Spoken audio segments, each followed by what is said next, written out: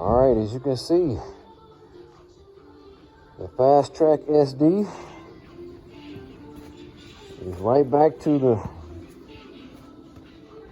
the Limited, the Raptor Limited.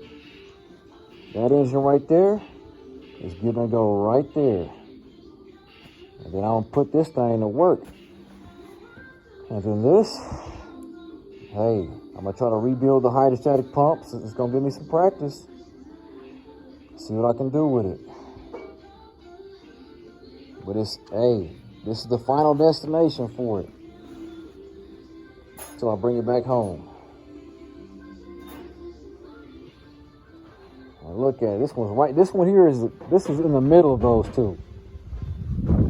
As you can see, this is the Raptor SD. And that pushed this uphill. That Raptor SD is better than the Limited, but it ain't as good as the Fastrak SD.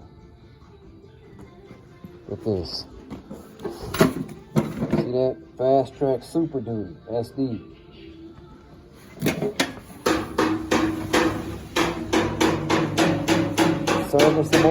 Serviceable hydrostatic pump.